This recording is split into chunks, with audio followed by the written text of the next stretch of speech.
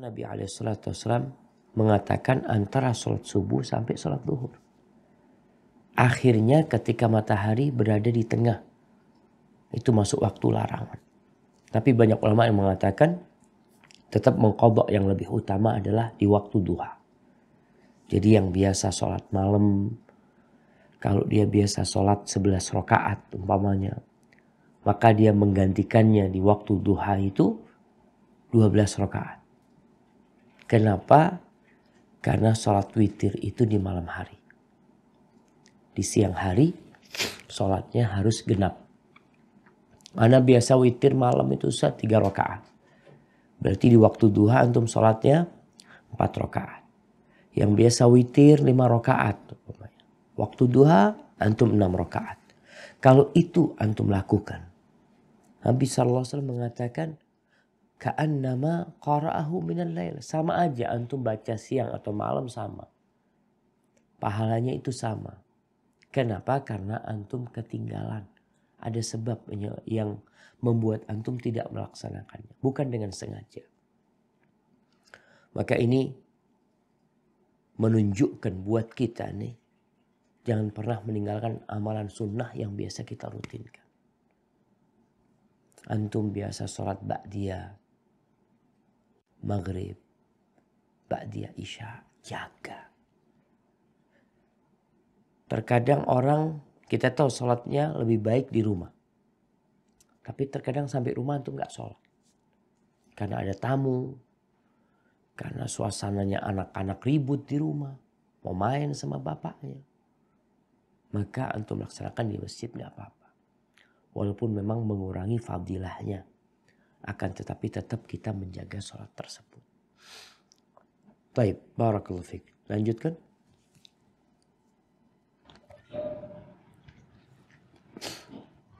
Hadis nomor 154. Wa an Abdillah bin Umar bin Ibni Asim. Amr. Wa an Abdillah ibni Amr. Wa an Abdillah bin Amr bin al-As radhiyallahu anhuma qala li Rasulullah sallallahu alaihi wasallam ya abadallah la takun misla fulani kana yaqumul laila fataraka qiyamal laili muttafaqun alaih. Dari Abdullah bin Amr bin al-As radhiyallahu anhuma, ia berkata, Rasulullah sallallahu alaihi wasallam pernah bersabda kepadaku, hai Abdullah, salat malam hari, bangun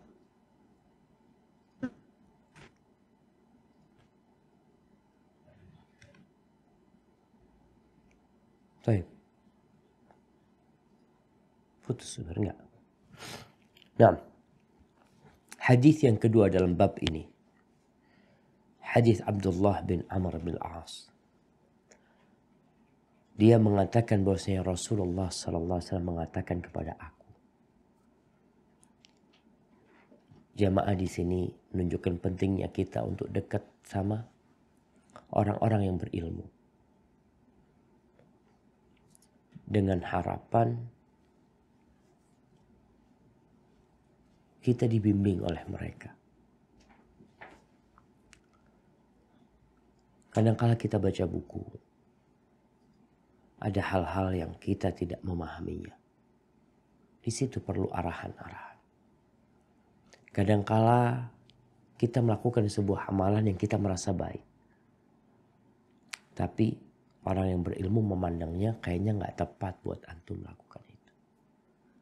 Maka di sini Nabi SAW mengatakan kepada Abdullah ibn Amr bin As. Insya Allah masih ingat kita dengan hadis Abdullah bin Amr bin As, hadis panjang. Bagaimana dia ketika ingin memenuhi waktunya untuk ibadah. Istrinya tidak dia sentuh. Malam dia gunakan untuk menghatamkan Al-Quran. Tiap malam Abdullah bin Amr bin As ini hatam Quran. siang hari puasa sunnah. Sehingga akhirnya dipanggil oleh Nabi SAW, dikasih arahan. Salah satu arahan yang diberikan kepada Abdullah bin Amr bin As, la takun mithla fulan, engkau jangan seperti fulan. Para ulama berbincang, apakah ketika itu Nabi nyebutkan namanya? Jangan seperti fulan disebutkan namanya. Atau Nabi memang tidak menyebutkan namanya untuk menutupin aib seseorang. Jangan seperti fulan. Karena yang sedang dibincangkan itu bukan orangnya, tapi perilaku dia yang menyimpang. Kalau kita sebutkan kamu jangan seperti fulan ya. Fulan itu minum. Bisa jadi tahun depan fulan ini jadi ustaz. Siapa yang tahu? Hati hamba itu di tangan Allah Jalla Jalla. Tapi kalau kita katakan jangan seperti fulan, ada tuh orang. Tanpa kita menyebutkan namanya. Dan itu yang biasa dilakukan oleh Nabi SAW. Ketika beliau hendak memperbaiki sebuah kemungkaran, beliau naik mimbarnya, lalu mengumpulkan para sahabatnya. Kemudian beliau mengatakan, ma balu aqwamin yaquluna kadza wa kadza. Kenapa ada orang yang berpendapat seperti ini dan seperti itu? Ada orang nih, gak perlu disebutkan namanya. Yang penting pesannya sampai. Maka Nabi SAW mengatakan jangan engkau seperti fulan. Kana yaqumul lail fataraka qiyamal lail. Dulu dia itu senantiasa sholat malam. Kemudian dia meninggalkan sholat malam. Berarti dia tidak menjaga amalannya. Jadi memang sebagian kita ini kalau baru ngaji, semangat. Semua dia amalkan. Tapi dengan berjalannya waktu, mulai dia lelah, capek. Sehingga dia meninggalkan perbuatan tersebut. Sebaik-baiknya amalan itu yang berkesinambungan, walaupun sedikit. Puasa, jagalah puasa. Paling tidak, antum punya puasa sunnah itu sebulan 3 hari. Itu pesan Nabi kepada Abdullah bin Amr bin As sallallahu ala nabi wasallam. Di mana Nabi menawarkan amalan yang paling ringan nih. Engkau jangan puasa penuh lah. Puasa 3 hari aja. Itu sudah cukup gitu. Kenapa? Karena kebaikan itu dilipat gandakan menjadi 10. Jadi kalau engkau puasa 3 hari dalam sebulan seperti puasa 1 bulan. Sehingga terhitung 12 bulan engkau seperti puasa 1 tahun gitu. Itu amalan yang insya Allah semuanya bisa mendawamkan.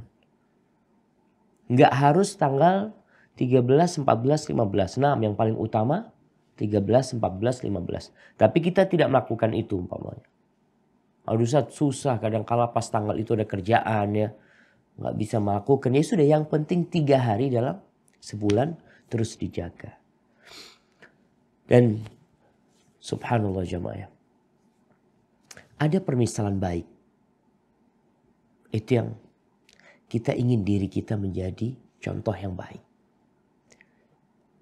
Kenapa? Ketika kita menjadi contoh yang baik, orang lain beramal, kita dapat pahalanya. Untuk bisa liatin lah ketika, nak coba engkau kayak fulan tuh hafal Quran nak.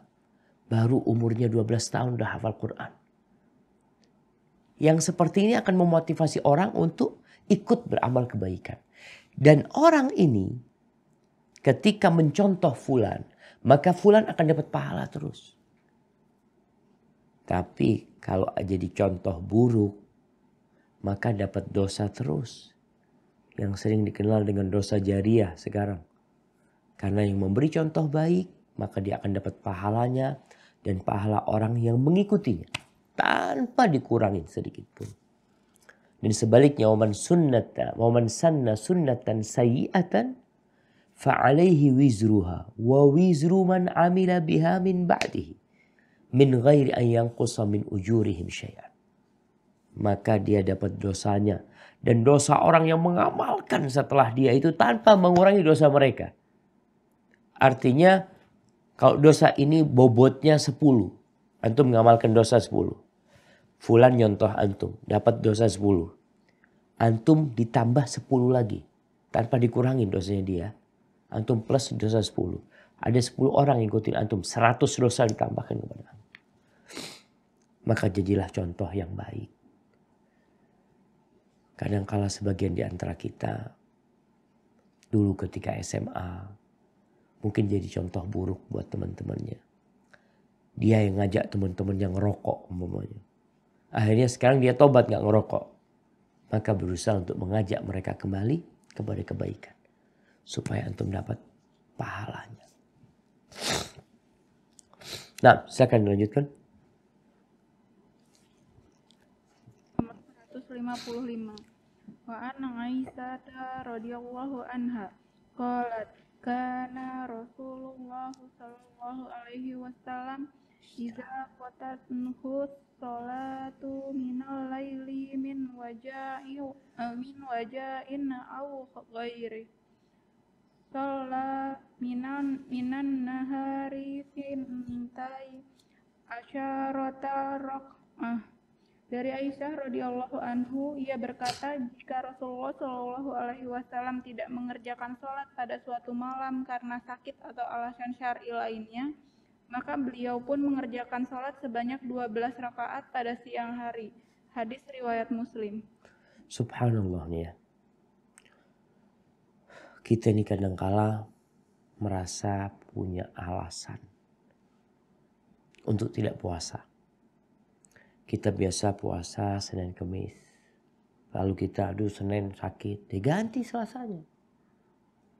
Selasa sakit, ganti Rebunya. Ganti Kemisnya umpamanya. Artinya Rasulullah SAW yang sudah diampuni dosanya. Allah sudah mengampuni dosa Nabi yang lalu dan yang akan datang alaihi salatu wassalam. Beliau tidak pernah meninggalkan sholat malam. Bahkan kalau ada alasan beliau tidak sholat malam, beliau melaksanakannya di siang hari. Dalam hadis ini disebutkan Nabi SAW biasanya kata Aisyah, kalau malam hari ketinggalan sholat karena alasan, maka beliau sholat di siang hari 12 rakaat. Lewat hadis inilah disebutkan bahwasanya sholat siang hari itu genap, tidak ganjil. Jadi ya sudah saatnya kita jemaah memelihara amalan ini. Karena itu yang menyebabkan kita istiqamah. Banyak di antara kita yang mengatakan, Ustaz, gimana Ustaz supaya tetap istiqamah ketika hijrah? Apa yang harus dilakukan? Ya istiqamah dalam beramal. Allah mengatakan walau annahum fa'alu ma yu'adzuna bihi lakana khairan lahum wa ashadda tathbita wa idzan la'atainahum min ladunna ajran 'azima wa lahadainahum siratan mustaqim. Andai kata orang-orang itu melaksanakan nasihat-nasihat yang disampaikan. Kita ini sering dapat nasihat. Jumatan dengarkan khatib menyampaikan nasihat. Kajian dapat nasihat. Pertanyaannya, kita amalin apa enggak? Andai kata mereka mengamalkan nasihat-nasihat yang disampaikan kepada mereka, itu adalah lebih baik buat mereka dan akan meneguhkan keimanan mereka. Baca Quran, usahakan kita punya 1 lembar setiap hari. Itu minimal. Kondisi apapun, sakit, ada tamu, banyak kerjaan, 1 lembar harus dibaca. Kalau ketinggalan hari ini gak baca, Ustaz, benar-benar kondisinya tidak memungkinkan untuk mengaji. Tapi besok jadi 2 lembar. Artinya 1 lembar itu yang wajib harus dilakukan. Kalau mau nambah 3 lembar, tafadhol. Maka ini yang akan membuat kita jadi istiqamah. Dan menunjukkan bahwa kita seorang muslim.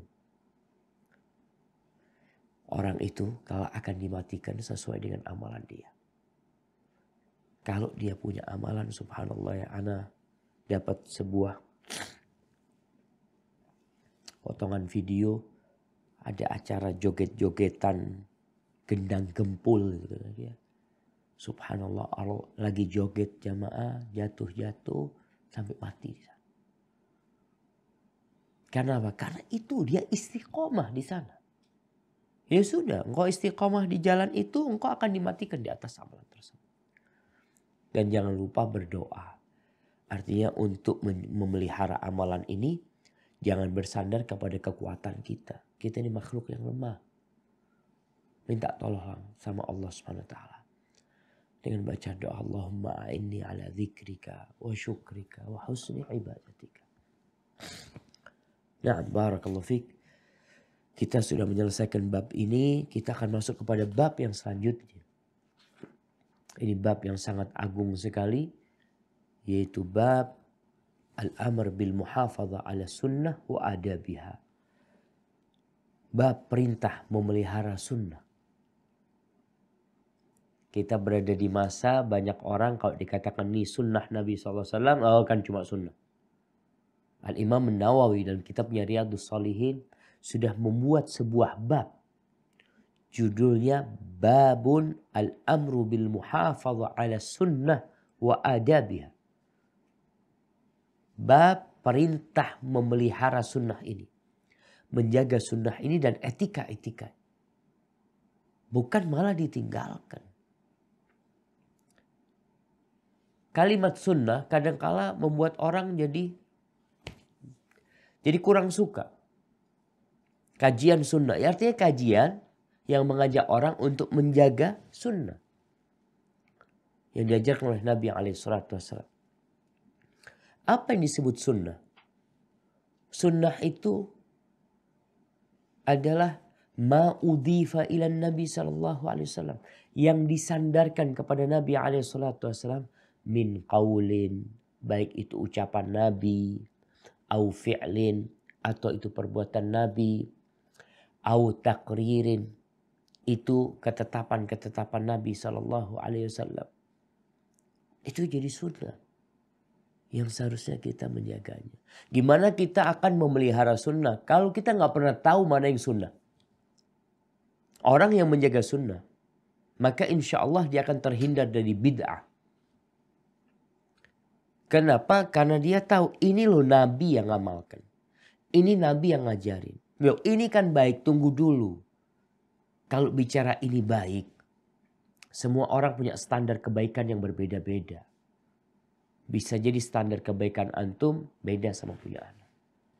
Yang jelek menurut antum bisa jadi itu baik buat antum. Tapi kalau standar kebaikan itu sunnah, yang memang kita diperintahkan untuk mengikuti sunnah, maka insya Allah selesai urusan. Nah, silakan dibaca.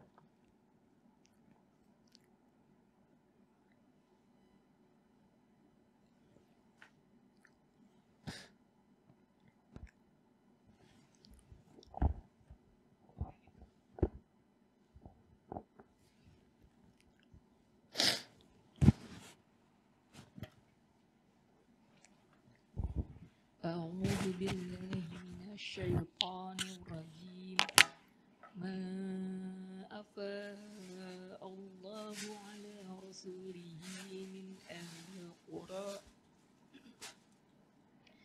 من أهل القرى فلله وللرسول ولذي القربى واليتامى والمساكين وابن السبيل كي لا يكون دولة بين الأغنياء منكم وما آتاكم الرسول فخذوه وما نهاكم عنه فانتهوا واتقوا الله إن الله شديد العقاب. Apa saja harta rampasan yang diberikan Allah kepada Rasul-Nya dari harta benda yang berasal dari penduduk kota-kota, maka adalah untuk Allah, untuk Rasul, kaum kerabat, anak-anak yatim, orang-orang miskin, dan orang-orang yang di dalam perjalanan. Supaya harta itu jangan beredar di antara orang-orang kaya saja di antara kamu. Apa yang diberikan Rasul kepadamu, maka terimalah. Dan apa yang dilarangnya bagimu, maka tinggalkanlah. Dan bertakwalah kepada Allah, sesungguhnya Allah amat keras hukumannya. Subhanallah jamaah. Ayat ini turun pada waktu peristiwa perang Bani Nadir, di mana mereka kelompok orang-orang Yahudi yang pada awalnya hidup di atas perdamaian bersama Nabi Muhammad SAW dan para sahabatnya, lalu mereka berkhianat. Akhirnya mereka diserang, dikepung kampung mereka, dan mereka akhirnya terusir dari kota Madinah karena pengkhianatan mereka. Akhirnya terjadi pembagian harta rampasan perang. Tapi pada waktu itu tidak terjadi peperangan, sehingga Allah yang membaginya. Di akhir ayat ini, Allah mengatakan, akhir ayat 59 ini, ayat ke-7. Allah mengatakan, "Wa ma atakumur rasul fakhudhu." Apa yang diberikan Rasul kepadamu, maka terimalah. Baik itu urusan harta, perintah, jangan bantah. Kita aja dapat perintah dari atasan, nggak pernah bantah. Kamu besok masuk jam 8 ya. Siap Pak? Seperti itu. Kamu besok jangan pulang dulu. Biasanya pulang jam 3, kamu besok pulang jam 5. Ana ada perlunya. Siap. Itu seorang pegawai yang mendapatkan gaji senantiasa siap. Apalagi kalau kita melihat seorang yang dididik militer, seorang tentara umpamanya, itu lebih tegas lagi mereka dalam menyikapi perintah atasannya. Karena kadang-kala bingung ya mereka itu. Mereka bisa taat dan patuh kepada atasannya. Bahkan dipanggil saja, mereka sudah ngomong siap. Umpamanya, "Fulan, siap," kata dia. Mau disuruh apa siap dulu sudah. Tapi sebagian di antara mereka ketika azan dikumandangkan, nggak siap untuk datang ke rumah Allah Subhanahu wa Ta'ala. Karena beda perintah.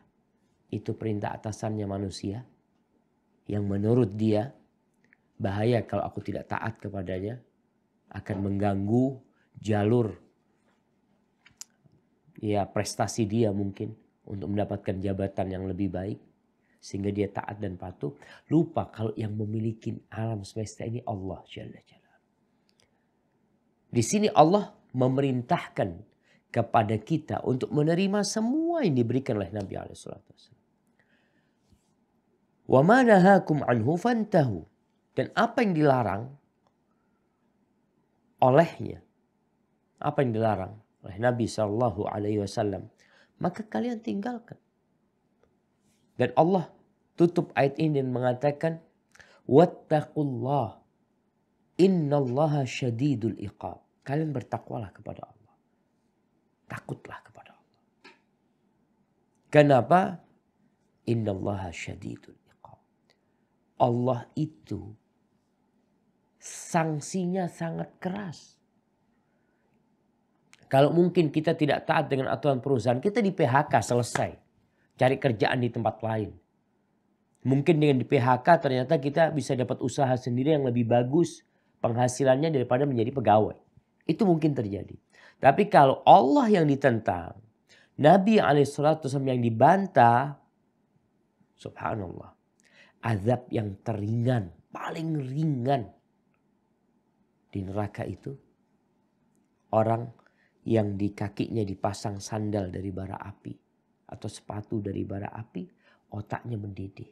Itu yang paling ringan. Mau kemana kita? Maka jangan meremehkan sunnah. Perintah Nabi laksanakan.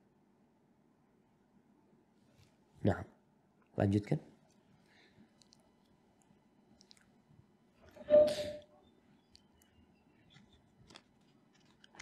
Iza amaratukum bi amrin fa'tu minhu mastata'tum wama wama wama wama nahaitukum anhu fajtanibuhu.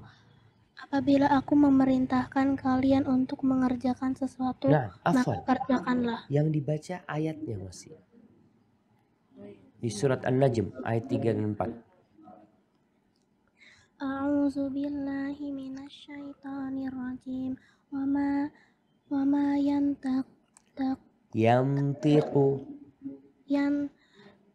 yantiqu 'anil hawa in huwa illa wahyun yuha.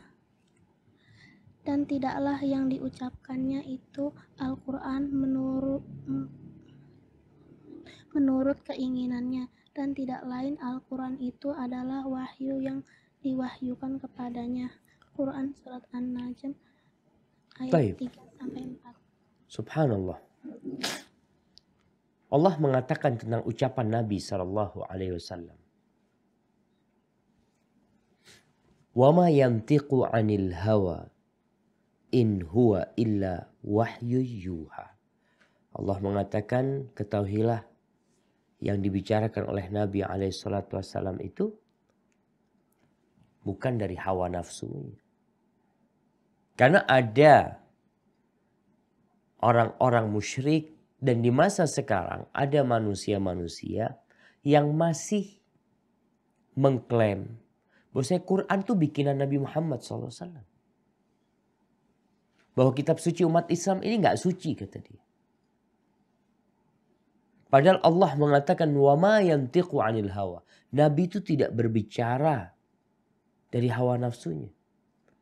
Sehingga kita bisa melihat bagaimana Rasulullah SAW menunggu datangnya wahyu.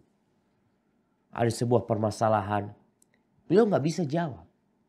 Nunggu datangnya wahyu. Terkadang, subhanallah, ada seorang yang bertanya kepada Nabi SAW tentang apakah orang yang mati syahid akan diampuni semua dosanya. Secara ilmu yang Nabi miliki, iya. Falamma walla, ketika orang itu pergi dipanggil sama Nabi SAW. Illa dain, kecuali hutang yang gak diampuni. Tadi Jibril ngasih tahu kepada aku. Maka apa yang disampaikan oleh Nabi SAW adalah wahyu yang diwahyukan kepadanya. Al-Quranul Karim jelas. Allah menurunkan kepada Jibril, mewahyukan kepada Jibril, Jibril mewahyukan kepada Nabi SAW. Dan Nabi SAW dalam ucapannya yang menjadi pedoman hidup sunnah adalah menjelaskan Al-Quranul Karim. Yang itu bukan dari hawa nafsu Nabi SAW. Memang Nabi manusia biasa. Kita nggak boleh mengangkat Nabi SAW di atas derajatnya. Menjadikannya seperti Tuhan. La. Apa kata Nabi SAW? Allah mengatakan dalam surat Al-Kahfi, akhir surat Al-Kahfi, Allah mengatakan, Qul innama ana basyarum mislukum. Katakan bahwasanya aku ini bashar, manusia seperti kalian. Apa yang membedakan? Yuha ilayya annama ilahukum ilahu wahid. Bedanya aku ini dapat wahyu. Kalian gak dapat wahyu. Kalau bicara asal usul kemanusiaannya sama. Tercipta dari tanah Nabi SAW. Bukan tercipta dari cahaya. Menurut sebagian orang yang mengatakan hal itu. Nabi tercipta dari tanah, sama seperti kita. Yang membedakan beliau utusan Allah. Hamba yang diutus untuk menyampaikan agama Allah ini. Sehingga ini menjadikan Al-Quranul Karim sesuatu hal yang suci. Bukan bikinan manusia. Kalau bikinan manusia, kalau itu bikinan Nabi SAW, pasti akan banyak kontradiksi di dalamnya.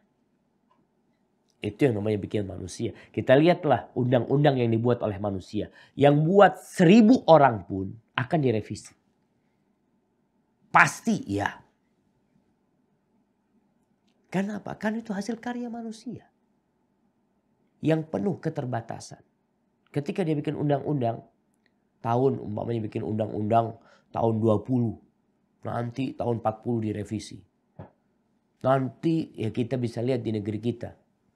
Ada aturan pemerintah, aturan presiden, dekret presiden. Atau ada macam-macam aturan-aturan yang merubah aturan yang sebelumnya. Kenapa? Karena bikinan manusia.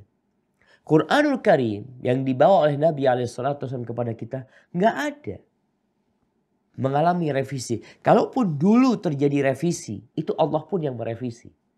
Ada hukum-hukum yang Allah rubah. Contohnya pada awal Islam, khamar masih boleh. Setelah itu nggak boleh sholat ketika mabuk. Itu proses memperbaiki umat.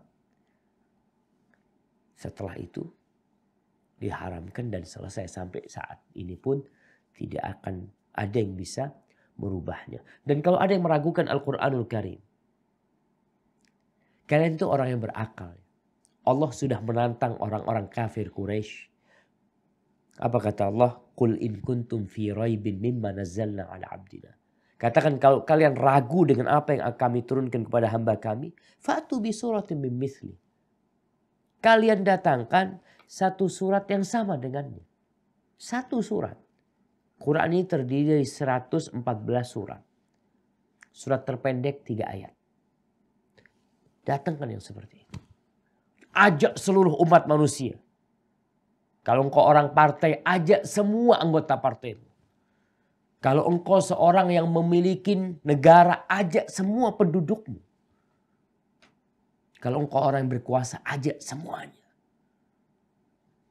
Untuk membuktikan kalau Quran ini bukan dari Allah SWT. Nggak ada yang mampu melakukan.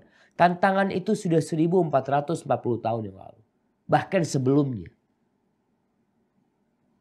Sebelum hijrah Nabi SAW, Allah sudah menantang orang-orang musyrikin dan mereka tidak bisa mendatangkan hal itu. Maka ini menandakan kita harus menerima ucapan Nabi SAW. Baik itu Al-Quranul Karim, baik itu hadis-hadis Nabi SAW selama hadisnya itu sahih. Nah, fadhal dilanjutkan.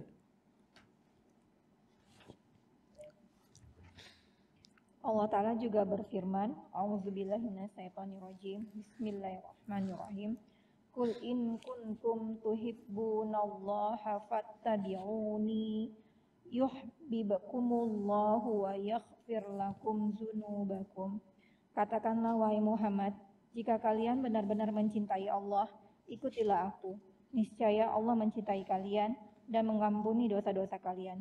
Surat Ali Imran ayat 31. Nah, Allah Subhanahu wa taala di surat Al-Imran ini ayat 31, ayat ini dikenal oleh para ulama bahkan dinamakan dengan ayatul mihnah, yaitu ayat ujian. Allah hendak menguji. Kenapa? Karena ada sebagian orang yang mengklaim, mengaku.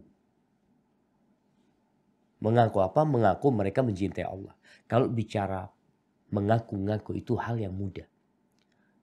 Kalau kita di airport, umpamanya kita turun pesawat, kita lihat ada tas yang lebih bagus dari tas kita lalu kita ambil.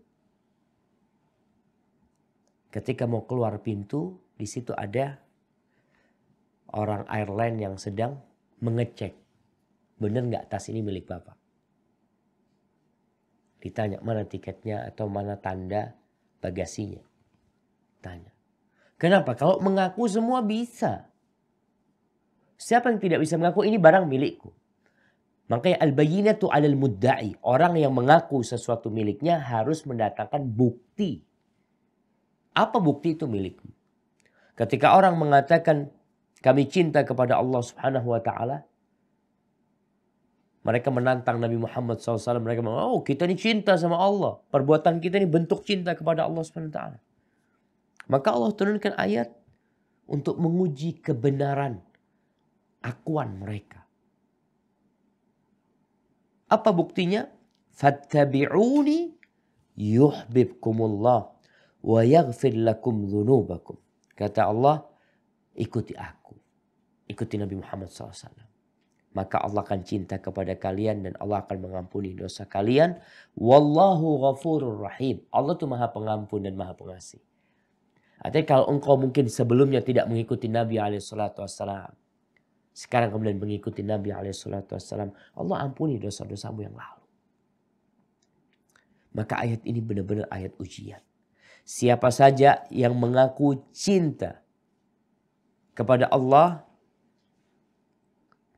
tapi dia tidak mengikuti Rasulullah SAW, dia bikin ibadah sendiri, bikin ritual sendiri, bikin undang-undang sendiri, bikin macam-macam sendiri, maka kecintaan dia nggak benar, hanya omongan belaka, dan bisa jadi itu kebohongan. Ya banyak orang berdusta, jemaah. Berat, jemaah. Mengikuti Rasul Sallallahu Alaihi Wasallam itu, kadangkala kita harus siap meninggalkan pekerjaan kita. Mengikuti Nabi SAW sebagai bentuk cinta kepada Allah Jalla Jalaluh, itu bisa menjadi kita jadi orang miskin lagi. Maka hendaklah kita membuktikan. Dengan apa? Dengan mengamalkan sunnah-sunnah Nabi SAW. Jangan diremehkan. Engkau yang aturan manusia diikuti. Arahan manusia taat, patuh. Coba kita lihat orang-orang yang berangkat kerja. Coba. Kadang-kala lihat ada yang pakai helm. Helm proyek ya. Pakai helm, pakai sepatu proyek. Ana ngomong, ya Allah, orang ini. Ngapain berat-berat pakai helm di kepalanya. Pakai sepatu yang juga berat. Tapi dia lakukan. Karena apa? Aturan. Tulisannya utamakan keselamatan. Nah ini yang dibicarakan juga. Kita nih bukan takut jatuh dari bangunan. Tapi kita takut jatuh ke dalam api neraka. Bagaimana caranya? Ya dikasih jalan. Fattabi'uni, ikutin aku, kata Nabi SAW. Kenapa kita diperintahkan sebelum beramal untuk tanya sekarang? Gimana Nabi mengajarkan? Sunnahnya Nabi itu gimana? Oh Nabi tidak mengamalkan. Ya sudahlah, gak perlu kita ngamalin. Waktu kita terbatas hidup di dunia ini. Masih banyak sunnah-sunnah Nabi yang perlu kita amalkan. Dan ayat-ayat yang dibaca ini menunjukkan kalau kita harus belajar sunnah.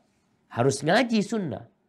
Kalau enggak, sampai kapan kita akan tahu ini sunnah dan mana yang bukan sunnah. Barakallahu fikum. Nah, lanjutkan.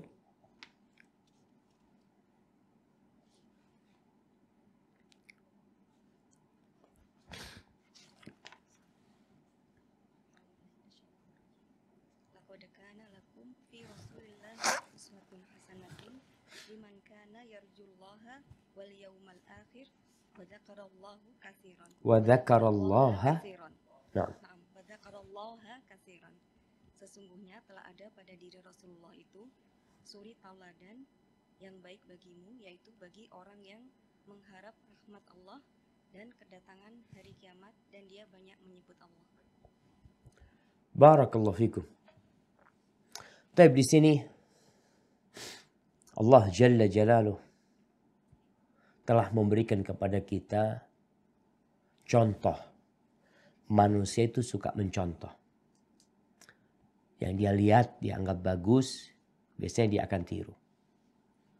Lihat di negeri kita kenapa banyak orang yang rambutnya kayak ikan cupang. Untuk melihat warna-warni ya, kayak gitu. Pernahkah dia terfikir rambutnya seperti itu? Enggak pernah. Tapi karena melihat orang seperti itu dan dianggap baik, maka dia tiru. Anda masih ingat bagaimana tatkala kita SD. Kita kadangkala ya namanya anak-anaknya potong rambut, kita potong rambut teman kita potong rambut kita.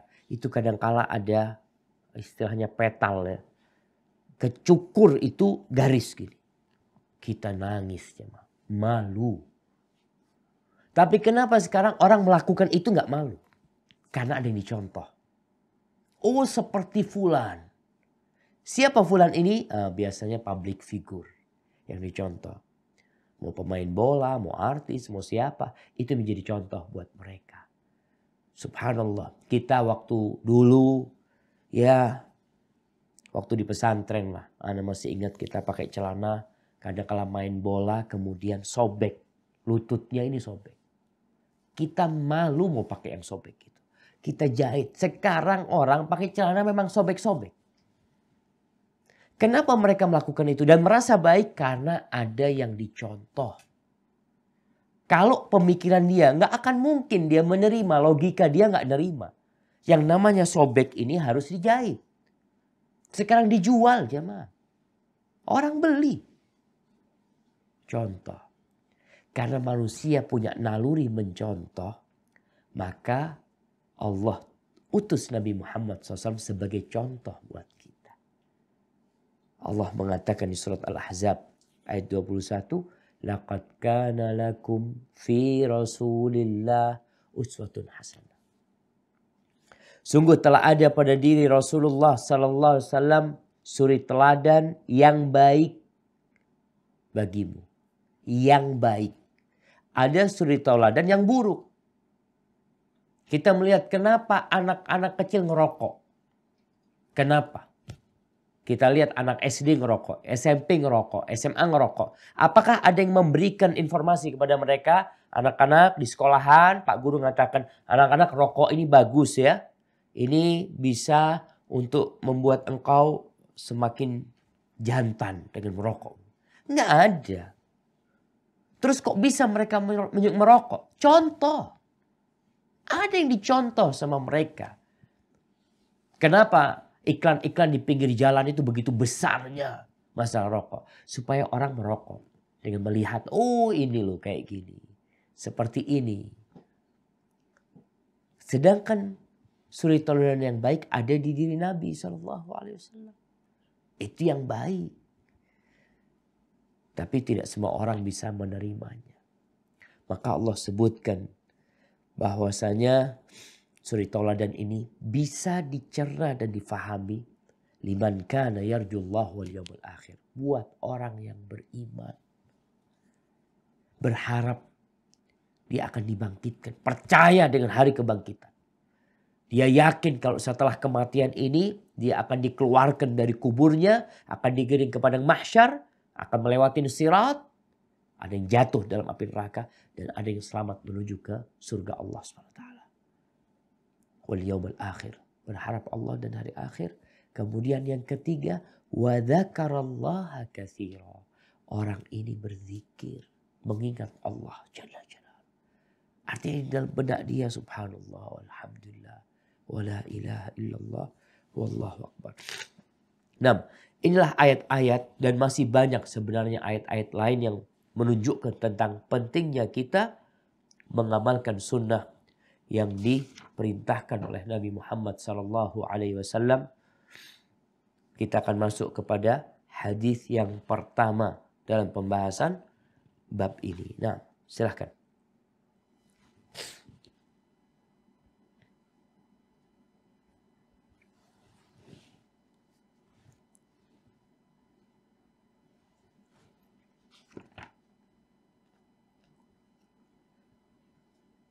Taib jemaah. Mungkin ada satu ayat yang perlu dibaca. Taib. Nah. Kayaknya ayat-ayat yang lainnya perlu dibaca juga jemaah. Tapi baca dari buku aja. Ayat yang selanjutnya. Fala wa rabbika la yu'minun. Di surat An-Nisa. Nah, silahkan. A'udzubillahi minasyaitonir rajim. Fala wa rabbaka la Fala wa rabbika. Fala wa rabbaka la Wa rabbika. Fala wa rabbika la yu'minuna hatta yuhaqqimuka fima syajara bainahum thumma la yajidu fi anfusihim harajan mimma qadaita wa yusallimu wa taslima yusallimu taslima. wa yusallimu taslima. Maka demi Rabb-Mu mereka tidak beriman sebelum mereka menjadikan engkau Muhammad sebagai hakim dalam perkara yang mereka perselisihkan, sehingga kemudian tidak ada rasa keberatan dalam hati mereka terhadap putusan yang engkau berikan, dan mereka menerima dengan sepenuhnya. Na'am. Surat An-Nisa. Subhanallah jamaah. Allah Jalla Jalaluh bersumpah dengan dirinya. Demi Rabb-Mu, orang itu tidak akan dikatakan beriman. Kita ini semua ngaku beriman. Nih, kalau engkau benar-benar beriman, Allah mengatakan, hatta yuhakkimuka fima syajara bainahum. Mereka tidak akan dikatakan beriman sampai mereka menjadikan engkau, yaitu Nabi kita Muhammad SAW sebagai hakim dalam perkara yang mereka perselisihkan. Menjadikan Nabi hakim, cukup nggak cukup? Masih ada sesuatu yang perlu ada di hatimu. Karena menjadikan Nabi hakim itu amalan kita, perbuatan kita. Kita datang, kalau masa dahulu para sahabat datang ke rumah Nabi SAW mengatakan, ya Rasulullah kita nih punya masalah, tolong diselesaikan. Diberikan keputusan buat kami. Apakah itu sudah cukup menjadi bukti keimanan? La. Ada tambahannya. Thumma la yajidu fi anfusihim harajan mimma qadaita wa yusallimu taslima. Yang kedua, nggak boleh ada perasaan berat dengan putusan Nabi SAW. Ini urusan hati. Ketika Nabi memutuskan, oh ya ini yang benar fulan. Kita harus nerima. Dengan sepenuh-penuhnya menerima. Gak boleh merasa berat kalau beriman ini. Kalau gak beriman wajar merasa berat, memang dia gak beriman. Tapi seorang mukmin ketika ada putusan Allah, putusan Rasulnya SAW. Contoh ringan nih. Ada seorang perempuan umpamanya gugat suaminya. Gugat cerai suaminya. Kemudian kita tahu ini terjadi di masa Nabi SAW. Atau suami menceraikan istrinya. Di mana kita tahu harta gono gini sejatinya nggak ada. Akhirnya orang ini merasa berat, kok seperti itu. Maka perasaan berat tidak menerima dengan keputusan Nabi SAW. Itu menandakan kelemahan iman dia. Kita harus menjadikan Nabi sebagai sumber penyelesaian untuk semua masalah. Ditambah lagi apapun keputusannya. Ayat yang pertama kita baca tadi. Wa ma atakumur rasul fakhudhu. Wa ma nahakum anhu fantahu. Di ayat ini ditekankan kembali. Kalau kita benar-benar harus. Apa istilahnya ya. Mutlak menerimanya. Tanpa ada perasaan berat.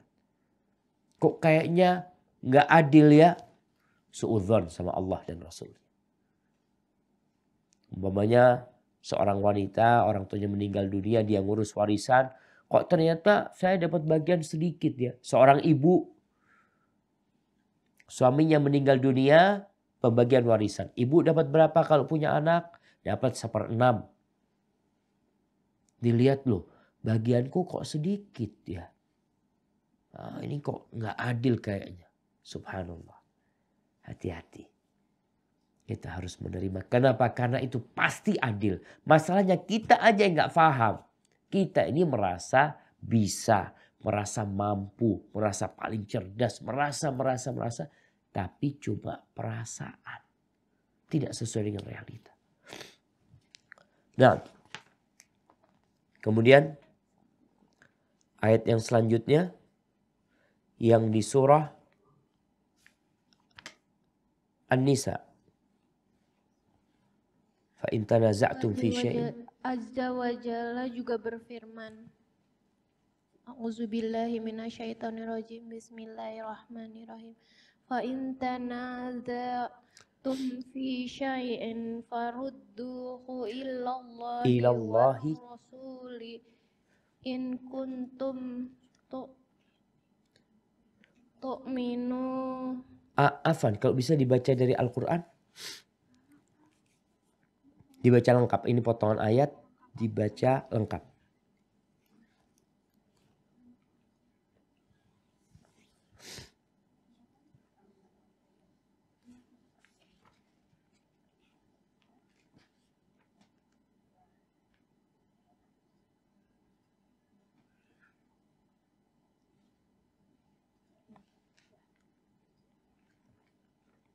A'udzubillahi minasyaitonirrajim. Bismillahirrahmanirrahim.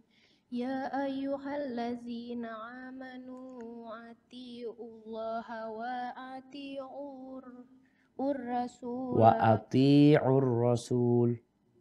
wa atiur rasul wa ulil amri minkum fa in tanaza'tum fi syai'in Fi syai'in. fi syai'in farudduhu ila Farudduhu. Farudduhu.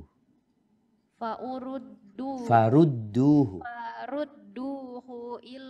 Ilallahi. rasuli in kuntum tu'minuna billahi wal yaumil akhir Wal yaumil akhir. Akhir bukan pakai ain. yaumil Pakai hamzah. akhir dzalika khairu wa ahsanu ta'wila. Ta'wila. Nah, artinya Wahai orang-orang yang beriman, taatilah Allah dan taatilah Rasul Muhammad dan ulil amri, itu pemegang kekuasaan di antara kamu. Kemudian jika kamu berbeda pendapat tentang sesuatu, maka kembalikanlah kepada Allah, Al-Quran dan Rasul sunnahnya. Jika kamu beriman kepada Allah dan hari kemudian, yang demikian itu lebih utama bagimu dan lebih baik akibatnya. Barakallahu fiik. Taib. Al-Imam Nawawi menyebutkan potongan ayat. Dan ayat ini memiliki hubungan dengan ayat yang sebelumnya. Atau dengan awal ayat. Ketika Allah mengatakan, wahai orang-orang yang beriman, taatilah Allah, taatilah Rasul, dan ulil amri minkum. Ulil amri adalah penguasa. Dan maknanya juga ulama. Di mana penguasa tidak akan bisa istiqomah tanpa ada ulama yang membimbingnya. Tanpa ada ulama yang mengarahkannya. Karena kekuasaan itu terkadang membuat orang jadi arogan. Membuat orang jadi semena-mena melakukan kezaliman. Sehingga imam yang adil itu berat sekali. Karena terkadang fitnah jabatan dan kedudukan membuat dia melakukan tindakan-tindakan yang memalukan dia sebenarnya pada nantinya. Maka adanya ulama yang memberikan arahan. Allah perintahkan supaya kita taat kepada Allah, taat kepada Rasulnya, dan ulil amri. Selama perintah ulil amri tidak bertentangan dengan perintah Allah dan Rasulnya, jalanin. Lalu Allah nyebutkan, fa in tanaza'tum fi syai'. Kalau terjadi pertikaian di antara kalian, ada masalah yang tidak bisa diselesaikan, gimana nih? Fulan mengatakan boleh, fulan mengatakan nggak boleh. Solusinya gimana? Maka kembalikan kepada Allah dan Rasulnya. Bukan apa kata ustadz saya. Oh, kata kiai saya seperti ini. Kata ustadz saya seperti ini. Kata guru ana seperti ini. Toib, gak masalah. Kalau bicara pendapat, silahkan. Karena pendapat itu bisa diterima dan bisa ditolak. Di sini Allah mengarahkan kepada kita untuk mengembalikan permasalahan yang dipertikaikan kepada Allah dan Rasulnya. Bukan kepada ulil amri. Bukan kepada penguasa. Bukan kepada ulama. Karena kalau bicara ulama, mereka punya sisi pandang yang berbeda. Tapi kembalikan kepada Allah dan Rasulnya, kalau kalian beriman. Kalau nggak beriman, nggak usah. Ini khusus buat yang beriman kepada Allah dan hari akhir. Dan itulah solusi yang terbaik menghadapi semua permasalahan yang ada, jemaah. Karena banyak permasalahan yang tidak ketemu penyelesaiannya. Apa penyebabnya? Karena kita bersikeras mengikuti madhab saya. Ini madhab saya. Itu madhab kamu. Kita beda madhab. Taib. Beda madhab boleh. Ada madhab Hanafi, ada madhab Syafi'i, ada madhab Maliki, ada madhab Hambali. Tapi ketika kita bertikai, ya udah kembalikan kepada Allah dan Rasulnya. Kalau kita beriman.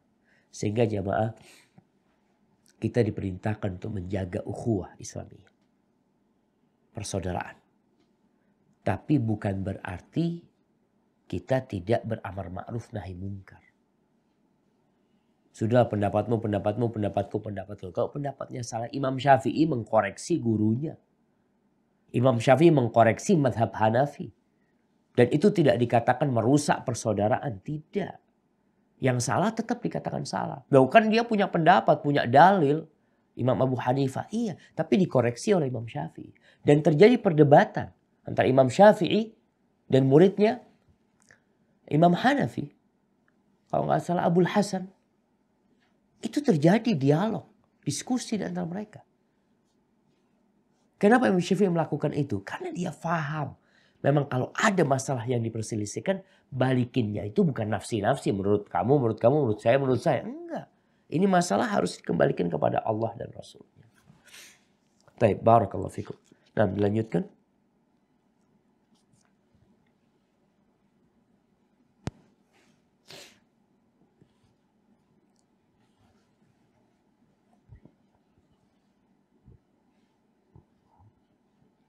أعوذ بالله من الشيطان الرجيم وما اختلفتم فيه من شيء فحكمه إلى الله ذلكم الله ربي عليه توكلت وإليه أنيب.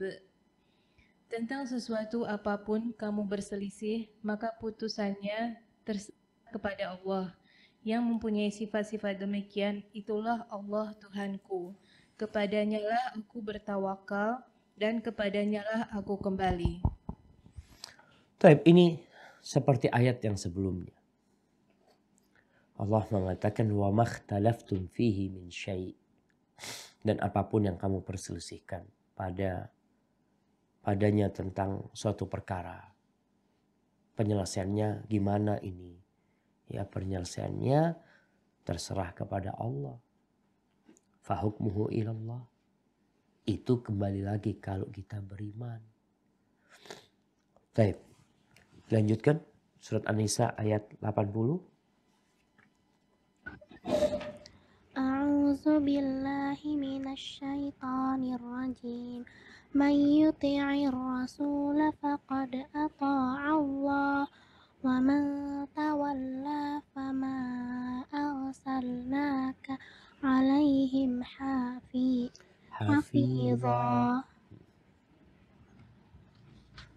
Barang siapa menaati Rasul, maka sesungguhnya dia telah menaati Allah. Dan barang siapa berpaling dari ketaatan itu, maka ketahuilah kami tidak mengutusmu Muhammad untuk menjadi pemelihara mereka. Nah, jadi kita nih menghadapi orang-orang yang tidak mau taat kepada Allah. Di sini disebutkan yang taat kepada Rasul, taat kepada Allah. Ada kelompok-kelompok yang mengatakan kita nggak mau terima selain Al-Quranul Karim. Karena hadis ada yang dhaif. Kita ini orang-orang Quranin, kata dia. Bohong kalau Quranin. Kalau engkau pengikut Al-Quranul Karim, engkau akan menerima ayat ini. Disebutkan dalam ayat ini, mayyuti'ir rasul faqad ata Allah. Yang taat kepada Rasul, maka dia telah taat kepada Allah. Gimana taat kepada Rasul?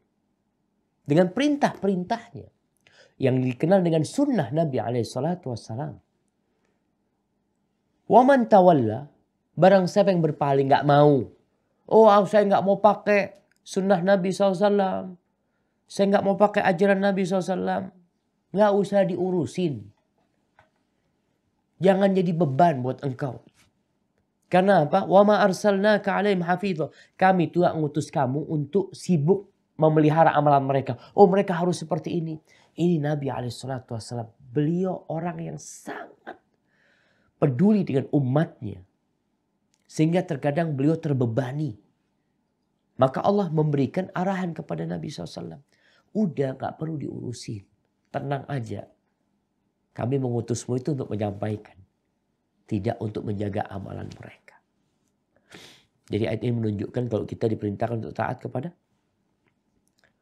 Rasul. Dan itu bentuk ketaatan kepada Allah Subhanahu wa ta'ala.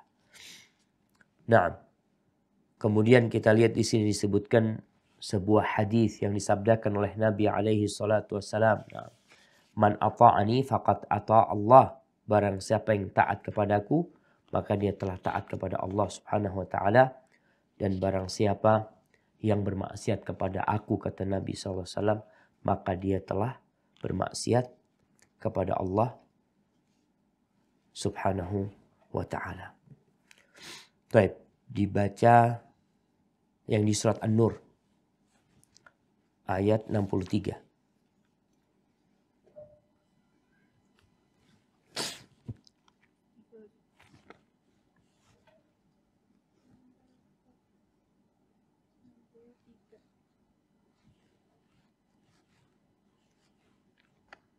La taj'alu du'a ar-rasuli bainakum ka du'a ibadikum ba'da. Qad ya'lamu Allahu allazina yatasallaluna minkum liwaza. Falyahzari allazina yukhalifuna an amrihi an tusibahum fitnatun aw yusibahum azabun alim. Janganlah kamu jadikan panggilan Rasul di antara kamu seperti sebagian kamu kepada sebagian yang lain. Sesungguhnya Allah telah mengetahui orang-orang yang berangsur-angsur pergi di antara kamu dengan berlindung kepada kawannya.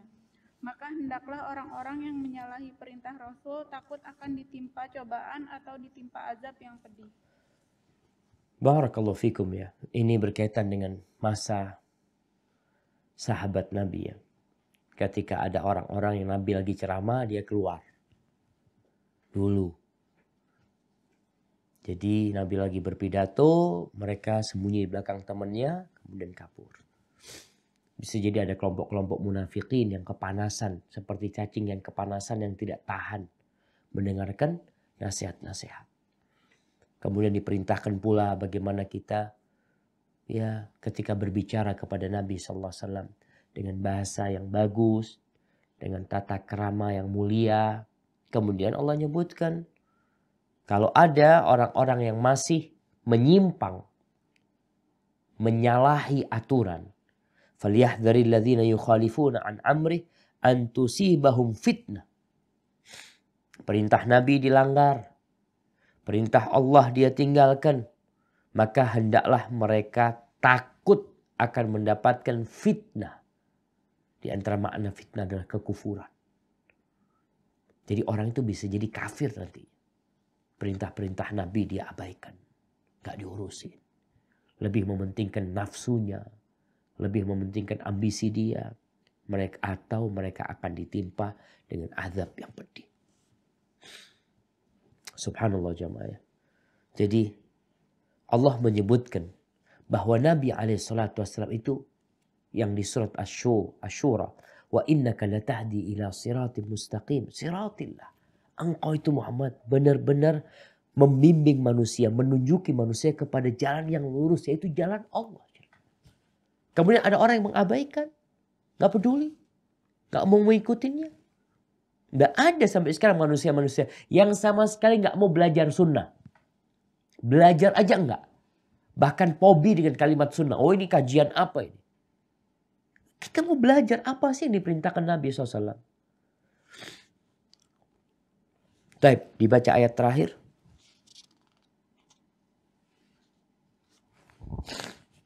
Yang di surat Al-Ahzab ayat 34. A'udzubillahi minasyaitonirrajim.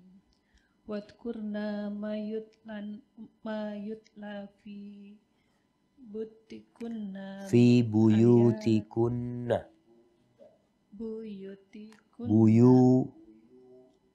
Buyutikunna min ayatillahi. min ayatillahi ayatillahi wal hikmah. Innallaha kana latifan Khabira. khabira. Nah, Dan ingatlah apa yang dibacakan di rumahmu dari ayat-ayat Allah dan hikmah sunnah nabimu. Sungguh Allah maha lembut, maha mengetahui.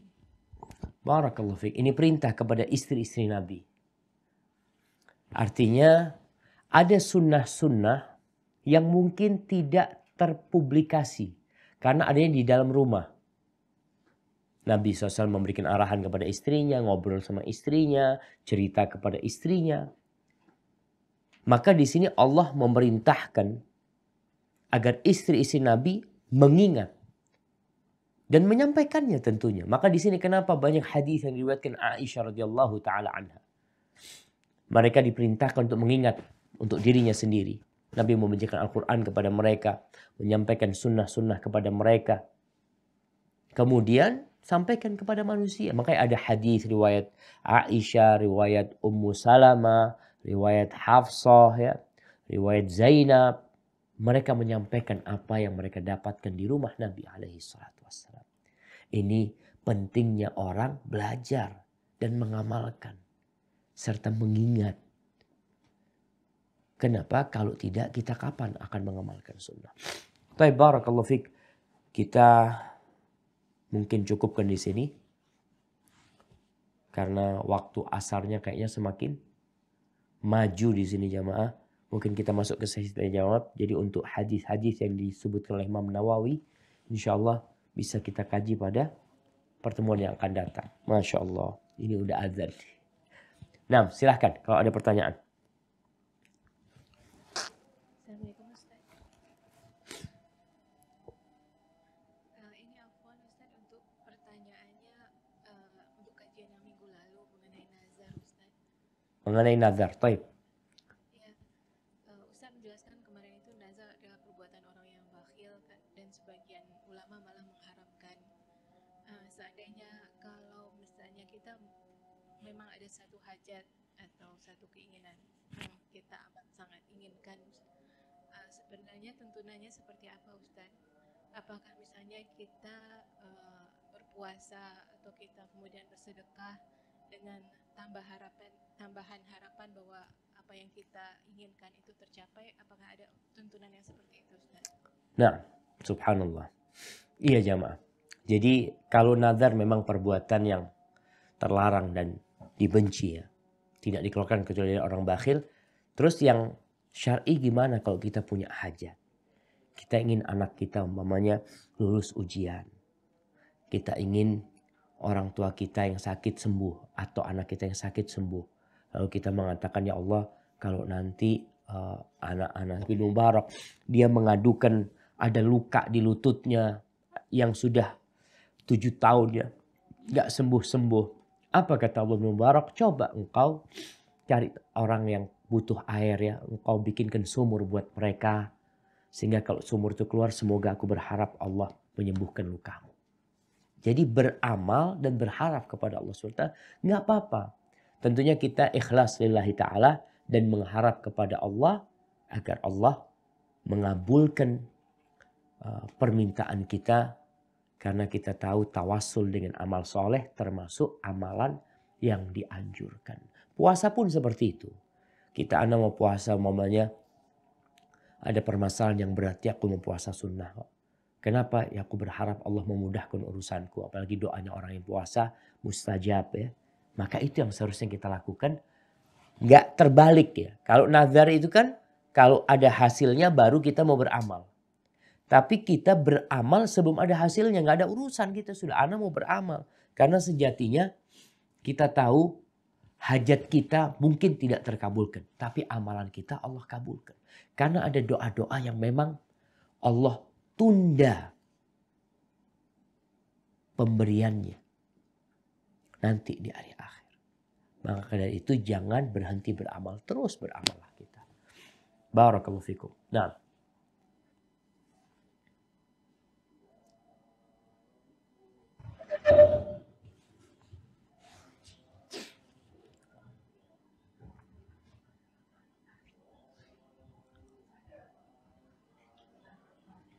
Tafadhali.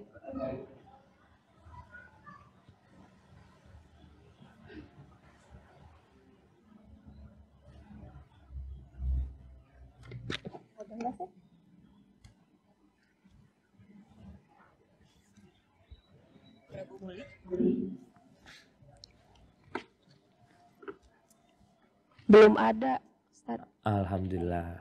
Baik, kembali ke Oman.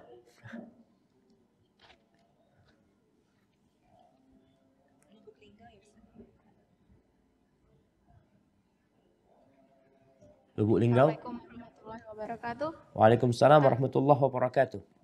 Ustadz, yang tadi puasa 3 hari ya Ustadz, kalau misalnya nggak mampu yang berurutan itu, kalau misalnya kita Senin Kamis Ustadz, sama 3 hari dalam sebulan itu, kan nggak berurutan, jadinya boleh nggak masuk nggak Ustadz yang tadi itu? Nah, boleh sih. Jadi artinya waktunya bebas. Puasa 3 hari itu waktunya bebas. Bisa berurutan 13, 14, 15. Bisa kita ambil Senin, Kamis, Senin umpamanya. Jadi dawamkan artinya kita berusaha untuk menjaga 3 hari dalam sebulan. Yang paling utama 13, 14, 15. Kalau nggak mampu kita ambil tadi Senin, Kamis, Senin umpamanya. Itu nggak ada masalah. Hitungannya pokoknya 3 hari dalam sebulan. Barakallahu fiik.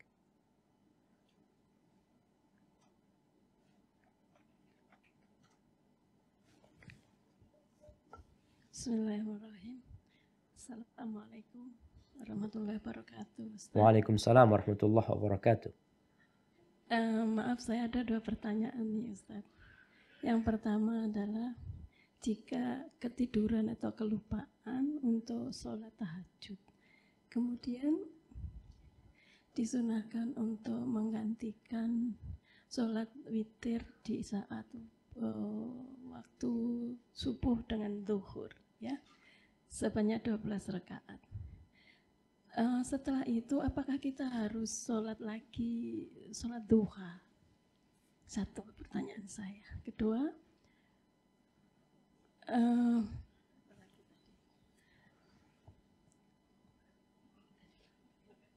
yang kedua, aduh lupa. Taib, Anda jawab dulu yang pertama. Ya. Yang kedua, jika kita sedang puasa sunnah, kemudian suatu saat kita dalam aktivitas merasa dizalimi sampai terasa sakit, kecewa, sakit hati. Kemudian kita berdoa dalam hati untuk dimaafkan orang yang bersangkutan itu. Tetapi naluri sebagai manusia yang kodrat manusia yang normal punya hati ya Pak ya, terkadang sakit hati itu terlontar doa yang jelek gitu ya terhadap orang tersebut karena benar-benar kita merasa dizalimi. Apakah itu diperbolehkan Ustaz? Terima kasih. Nah, barakallahu fiik. Taib, untuk pertanyaan yang pertama, apakah ketika orang yang ketiduran sholat malam kemudian menggantikannya di waktu duha, apakah dia masih melaksanakan sholat duha? Nah, artinya kalau dia memang punya sholat malam dan punya sholat duha. Kan ada orang yang sholat malam aja nggak punya sholat duha. Tapi orang ini punya sholat malam dan punya sholat duha. Ketika dia menarik sholat malam menggantikannya di waktu duha, bukan berarti dia sudah sholat duha. Belum. Karena kalau umpamanya dia sholat 12 rakaat di waktu duha. Kemudian dia setelahnya dianjurkan untuk melaksanakan sunnah yang biasa dilakukan di waktu duha. Makanya dia punya duha 8 rakaat, ya udah 12 rakaat itu pengganti yang di malam hari. Ditambah 8 rakaat yang memang rutin dia kerjakan di waktu duha. Jadi yang 12 rakaat bukan menggantikan sholat duha. Tapi menggantikan sholat malam. Yang hitungannya itu selesai sudah. Artinya itu jadi pengganti sholat malam sebenarnya. Duha, engkau laksanakan sholat duha yang biasa dikerjakan. Adapun pertanyaan kedua berkaitan dengan doa keburukan buat orang yang menzalimin kita. Apalagi ketika kita puasa merasa dizalimin, apakah boleh? Boleh sebenarnya. Di surah An-Nisa Allah mengatakan la yuhibbullahu al-jahra bisu'i minal qawli illa man dhulim. Kata Allah Subhanahu wa taala, Allah tuh tidak menyukainya ungkapan keras ya, ucapan yang berisi keburukan dari seorang pun.